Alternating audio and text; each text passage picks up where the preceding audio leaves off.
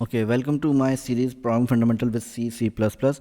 आज की वीडियो के अंदर हम एक बहुत इंपॉर्टेंट शुरुआत ही हमने की है कोडिंग लिखने की। एक बहुत इंपॉर्टेंट टॉपिक जिसकी हमें फ़ौरन से ज़रूरत है, वो पढ़ाना बहुत ज़्यादा ज़रूरी है। ठीक है, एक काम करते हैं, मैं एक जल्दी से एक न्यू फाइल बना लेता हूँ फिर से, ताकि आपके सामने फिर से कोड लिखें। कंट्रोल एन से मैंने न्यू फाइल बनाई जी। सबसे पहले चीज़ क्या करते हैं, हमने लगाना होता है इंक्लूड। ठीक है, और इंक्लूड के बाद हम लगाएंगे हमारे एंगुलर ब्रैकेट्स। ठीक है, और उसके अंदर हम बोल देंगे stdio.h। यूँ लगा दिया। इसके बाद आने के बाद एक लाइन का दें, 10 लाइन का गैप दें, इससे कोई फ़र्क नहीं पड़ता। ठीक है, लेकिन नीचे उसके लिखना ज़रूरी है। ठीक है, हमने लिखा इंट मेन, और हमने ये स्मॉल ब्रैकेट्स, अभी तक इसको स्मॉल ब्रैकेट्स बोल रहे हैं हम। फिर हमने ये कर्ली ब्रैकेट्स लगाए। इन कर्ली ब्रैकेट्स के अंदर आने के बाद एक इंडेंशन आई, स्पेस आगे क्रिएट हो गया खुद ब खुद। ये मुझे सपोर्ट कौन दे रहा है, ये आईडी दे रहा है कोड लिखते हुए। कोड एडिटर के अंदर मुझे ये सपोर्ट कर रहा है। ठीक है, रिटर्न के बाद मैंने लिख दिया 0 और मैंने लगा दिया क्या, सेमीकोलन। ठीक है, ये हमारा बेसिक टेम्पलेट कंप्लीट हो गया। और हम एक बेसिक सा एक कंसोल पर आउटपुट लेते हैं, प्रिंट एफ फॉर्मेटेड प्रिंट और स्मॉल ब्रैकेट्स सेमीकोलन। आप ज़रा ऑब्जर्व भी कीजिएगा मैं कर क्या रहा हूँ। मैं पहले जो उसकी रिक्वायरमेंट होती है किसी भी सेंटेक्स की, पहले मैं वो कंप्लीट कर रहा हूँ। अब यहाँ पे हम आते हैं, मैं प्रिंट क्या करवाना चाहता हूँ। मैं अभी उस पर ही रहता हूँ कि मुझे हेलो वर्ल्ड प्रिंट कराना है। तो हेलो वर्ल्ड प्रिंट कराना है तो पहले मुझे क्या बताना पड़ेगा, उसका फॉर्मेट स्पेसिफाइड। तो मैंने बता दिया भाई %s है उसका फॉर्मेट। उसके बाद यहाँ पे लगता है कॉमा। अब दूसरा आर्गूमेंट पास होगा डबल कोटेशन के अंदर। ठीक है, और मैंने बोल दिया हेलो वर्ल्ड। ठीक है, यहाँ पे मैंने इसको पास कर दिया। अब यहाँ पे हमारे पास ये मैंने कोड लिख दिया। अब मैं चाहता हूँ कि इस कोड के अंदर जो ना, मैं आपको बता दूँ कि भाई बारी बारी चीज़ें, जैसे मैं बोल रहा हूँ भाई ये जो इंक्लूड क्या है, ये एक हेडर फाइल है, एक लाइब्रेरी फाइल है। अच्छा, इस तरह बातों का होता है कि रेड हो जाता है, तो यहाँ पे आप इसको क्लिक करेंगे, ये चला जाएगा। ठीक है, तो अब यहाँ पे क्या कि मैं बताना चाहता हूँ कि भाई जो इंक्लूड है ना, ये सबसे पहले एक लाइब्रेरी ऐड करवानी पड़ती है, एक हेडर फाइल ऐड करवानी पड़ती है। ठीक है, आपको अगर याद हो, मैंने एग्जांपल दी थी कि 2+2 का प्रोग्राम याद है आपको, हमारी जो थर्ड वीडियो थी कि 2+2 का प्रोग्राम आपको अगर क्रिएट करना है। अगर मैं आपको बोलूँ कि भाई 2+2 बताओ, दो नंबर्स को ऐड करके बताओ, तो क्या होता है। उस वक्त मैंने आपको एक पॉइंट मैंने वहीं पे पिन पॉइंट किया था कि यार ज़रा याद रखिएगा, ये आगे चल के जिक्र करेंगे हम इसके बारे में। क्या कि अगर मैं आपको बोलूँ भाई दो नंबर्स को ऐड करके एक उसका रिजल्ट बताओ, आपका ब्रेन फ़ौरन से रेडी हो गया। उसने क्या कर दिया, जो इस काम को, इस टास्क को करने के लिए जो आपको ट्रेनिंग्स, जो आपने स्कूल के अंदर चीज़ें पढ़ी थी, उसने क्या कर दिया, उन चीज़ों को लोड कर दिया आपके ब्रेन के अंदर, और वो तैयार बैठा है। दो कंटेनर्स, दो खाली स्पेसेस आपके दिमाग के अंदर, ब्रेन के अंदर रख के बैठा है कि हाँ भाई दो वैल्यूज़ आएंगी, उनको प्लस करना और रिजल्ट शो कराना। और इस काम को करने के लिए, इस अर्थमेटिक ऑपरेशन, इस प्लस ऐड डिवाइड मल्टीप्लाई को परफॉर्म करने के लिए आपके पास जो ट्रेनिंग थी वो क्या हो गई, लोड हो गई थी। ये बातें समझ में आ रही। सेम इसी तरह हमने क्या करवाना है, इस मेन प्रोग्राम के अंदर हमने प्रिंट करवाना है। तो ये हमें कहाँ से मिलेगा, stdio, स्टैंडर्ड इनपुट आउटपुट। एक हेडर फाइल बनी बनाई रखी है। ये जो प्रिंट एफ है, ये कहाँ पे रखा हुआ है, ये इस फाइल के अंदर रखा जाए। प्रिंट एफ मैं ऐसे ही लिखूँगा, ये प्री डिफाइंड कीवर्ड है। इस पर हम आहिस्ता आहिस्ता हम चीज़ों को समझना शुरू करते हैं। ठीक है, अब जैसे मैं बताऊँ कि भाई ये कौन सी आपकी लास्ट में एक हेडर फाइल है, तो मैंने यहाँ पे क्या लिख दिया कि भाई ये क्या है। अच्छा, एक उससे पहले मैं अगर प्रोग्राम को रन करूँ, कहीं कोई मसला नहीं आएगा, कहीं कोई इशू नहीं आएगा। मैं यहाँ पे आता हूँ और मैं इसको नाम देता हूँ, हमारी फाइल का नाम क्या है, मैं अब यहाँ पे देता हूँ कमेंट। ठीक है, मैंने बोल दिया कमेंट्स, और मुझे एक्सटेंशन डॉट सी लिखने की जरूरत नहीं, बस यहाँ पे आके क्या करना है, सी सोर्स फाइल करना है। और मैंने सेव कर दिया और कंपाइल रन करूँगा, कहीं कोई एरर नहीं आएगा। लेकिन अब मैं यहाँ पे आता हूँ, बोलता हूँ भाई ये क्या है, ये आपकी फर्स्ट हेडर फाइल है। ठीक है, ये क्या है आपका, ये आपका इंट, मतलब क्या, इंटीजर यानी फंक्शन की क्या है, ये रिटर्न टाइप है। फंक्शन की जो है ये रिटर्न टाइप है, फंक्शन रिटर्न टाइप है। अभी फंक्शन क्या है, रिटर्न क्या है, इसको भी हम समझ लेंगे। ठीक है, और फंक्शन का नेम क्या है, मेन। फंक्शन का नेम हमेशा क्या होना चाहिए, मेन होना चाहिए। ठीक है, ये मैंने उस पर क्या कर दिया, कोडिंग की तरह चीज़ ऐड कर दी। फिर क्या, यहाँ पर मैंने लिखा कि अभी क्या, प्रिंट प्रिंट एफ क्या है, एक फंक्शन है। ठीक है, और ये चीज़ क्या है, ये भाई हमारी क्या है, रिटर्न स्टेटमेंट है। ठीक है, यहाँ तक क्लियर है।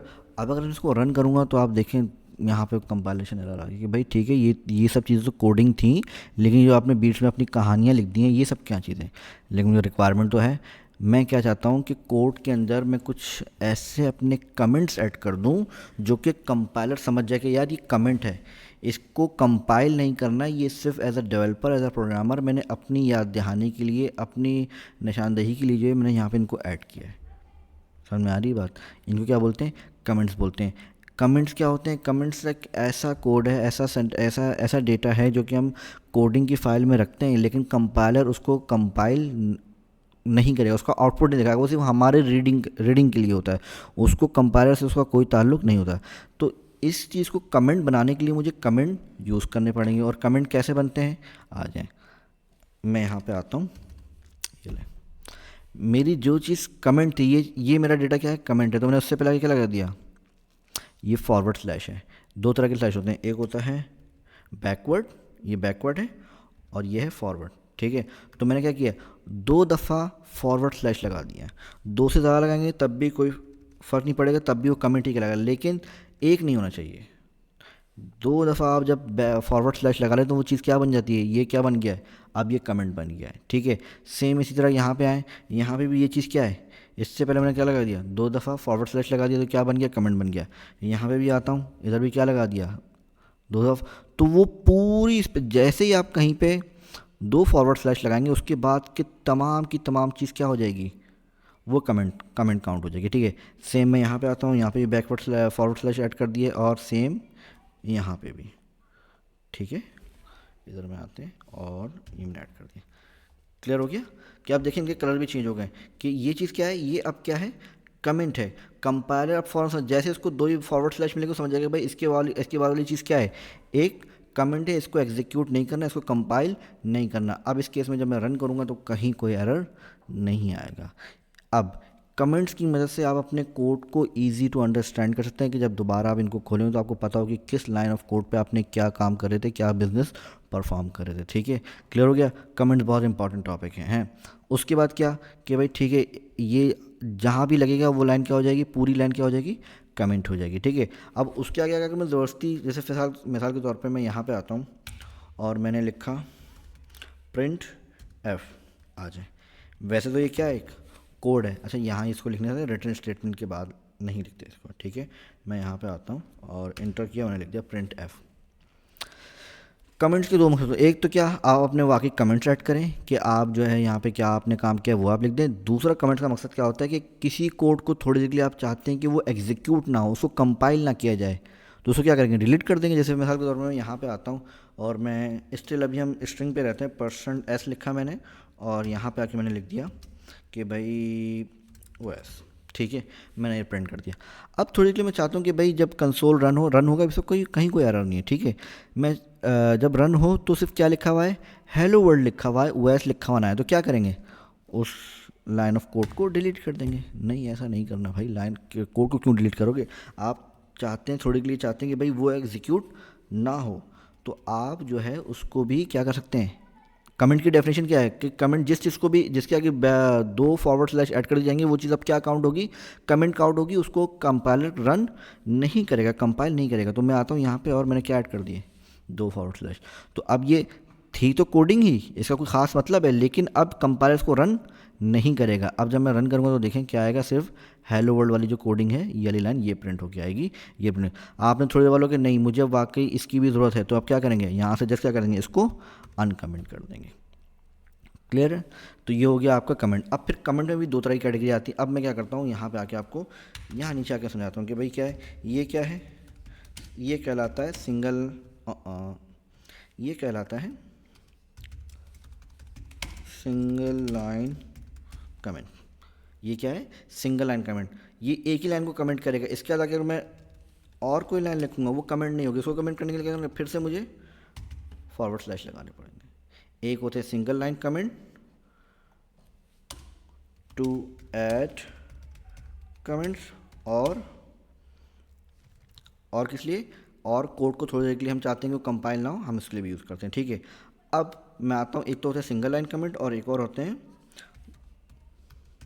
Multi line comments. ये मल्टी लाइन है कि एक लाइन और फिर 2 लाइन डिफरेंट कमेंट्स हैं। तो इसको कमेंट करने के लिए क्या करते हैं?